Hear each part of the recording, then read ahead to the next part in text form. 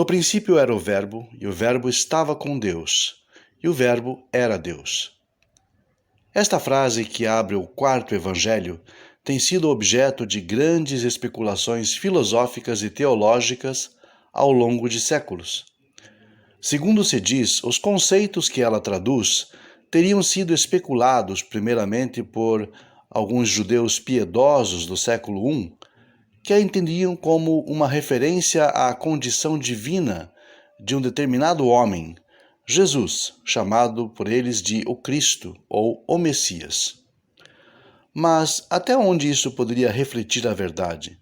Será que um conceito assim tão heterodoxo poderia ter feito parte algum dia do pensamento judaico?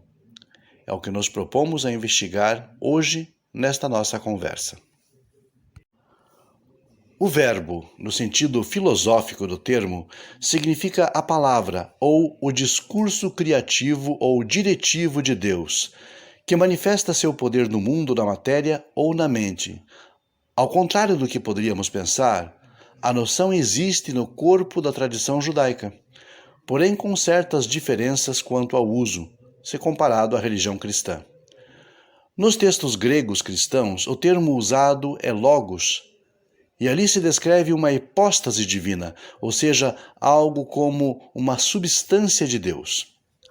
Porém, no Targum, nas versões aramaicas das escrituras judaicas, a ideia persiste como um substituto para a expressão o Senhor, e em especial quando uma expressão antropomórfica deve ser evitada. No Targum, em especial, o termo quase equivalente ao logos grego é memra. No Targum, o memra figura constantemente como a manifestação do poder divino, ou como mensageiro de Deus no lugar do próprio Deus. Onde quer que o predicado não esteja em conformidade com a dignidade ou a espiritualidade de Deus. Vejamos alguns momentos em que há a presença da ideia do memra nos textos do Targum, em especial no livro de Devarim, o Deuteronômio. Em Deuteronômio 1:32 lemos: "E não acreditastes no Senhor." Porém o Targum traz: "E não acreditastes no memra", ou seja, na palavra do Senhor. Em Deuteronômio 18:19, onde lemos: "Qualquer um que não ouvir o que ele falar em meu nome, eu o requererei dele." O Targum traz, no mesmo verso, "meu memra", ou seja, a minha palavra, o requererá dele. Em Deuteronômio 9:3 lemos: "Sabe, pois, hoje que o Senhor teu Deus, que passa adiante de ti, é um fogo consumidor." Já no Targum, na passagem correspondente, não é o próprio Deus que seria o fogo consumidor, mas sim o memra, ou seja, a sua palavra. Assim como a Shekhinah, a divina presença, o memra é entendido também como uma manifestação de Deus, de acordo com o Targum, em Números 23:21. É o memra que traz Israel para perto de Deus e se senta em seu trono, recebendo as orações do povo judeu. Targum Yerushalmi, Deuteronômio 4:7. Segundo o que lemos no Targum, o memra foi aquele que protegeu Noé do dilúvio e provocou a dispersão das 70 nações. Targum Yerushalmi, Gênesis 7:16 e 11:8. É ele também o guardião de Jacó, de acordo com Gênesis 28:20, 21, 35:3. E também de Israel, Targum Yerushalmi, sobre Êxodo 12:23 a 29. Ele opera todas as maravilhas do Egito, de acordo com Êxodo 13:8, 14:25. E no futuro, o memra será o consolador, Targum sobre Isaías 46:13. Minha Shekhinah colocarei entre vocês, meu memra será para vocês uma divindade redentora, e vocês serão para o meu nome um santo povo. Targum Yerushalmi, para Levítico, capítulo 22:12. O memra rugirá para reunir os exilados, de acordo com o Targum de Oséias 11:5 a 10. É difícil dizer até que ponto o conceito rabínico de Memra, que é usado agora como paralelo à sabedoria divina e novamente como paralelo à Shekhinah, ficou sob a influência do termo grego logos, que denota tanto palavra quanto razão.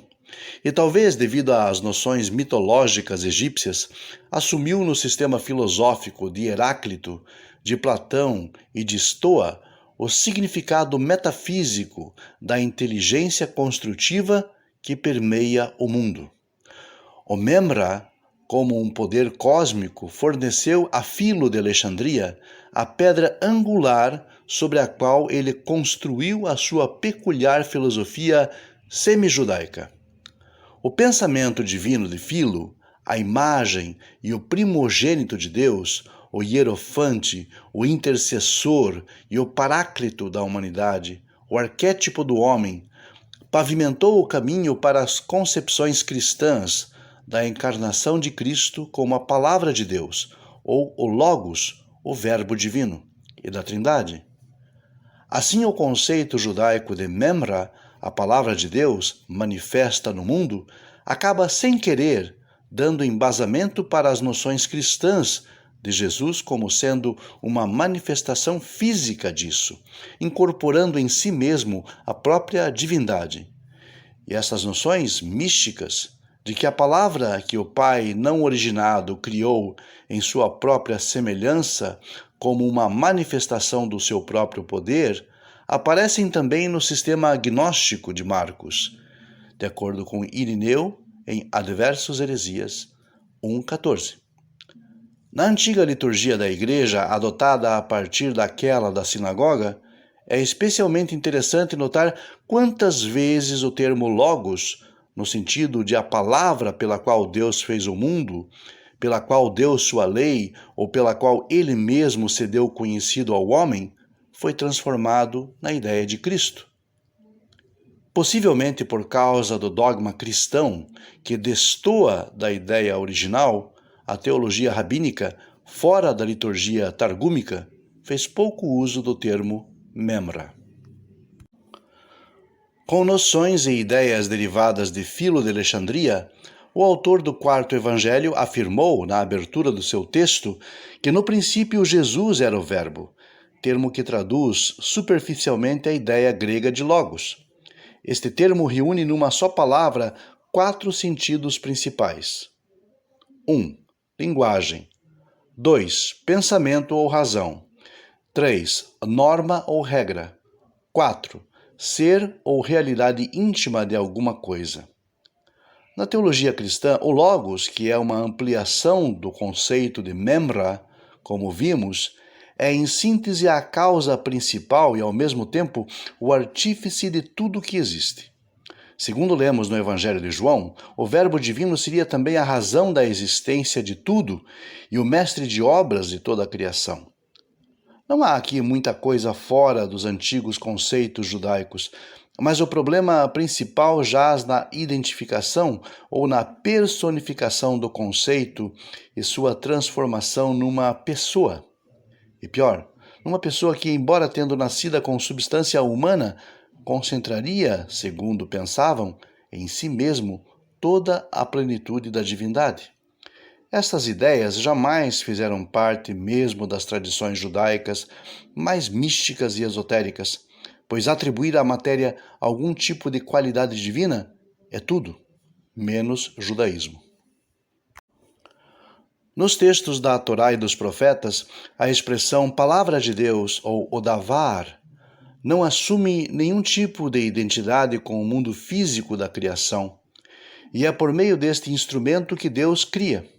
Todavia, o instrumento usado na criação não pode ser ele mesmo algo que faça parte dela, ou que tenha substância, ou ainda que possa ser apreendido pelos sentidos, ou que possa revestir-se de um corpo físico sem perder suas qualidades e atributos eternos. Toda e qualquer coisa que esteja em Deus, caso pudesse ser trazida para a realidade física, ou caso se revestisse de tangibilidade física, perderia totalmente tal condição, e isto é inviável. Deus não deixa, digamos, digitais ou vestígios da sua essência ou do que ele é no mundo físico, e seus atributos de indivisibilidade, unidade e unicidade absolutas não permitiriam isso. Toda e qualquer manifestação de Deus no mundo físico que pudesse ser contemplada pelos sentidos, como no caso de uma suposta encarnação como um ser humano, por exemplo, seria um desprendimento e dissolução desta unidade inquebrantável.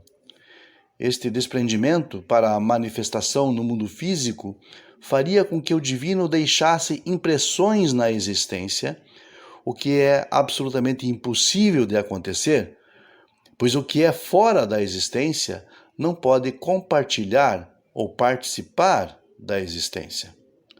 Na teologia cristã, o Logos é a substância divina, o algo de Deus, que depois se manifestaria num corpo físico, humano, frágil, refém de necessidades físicas, capaz de sangrar e de morrer. No judaísmo, essas noções beiram a heresia e não podem ser levadas a sério, pois o nada de Deus preenche toda a existência, porém o seu algo não se encontra em lugar algum.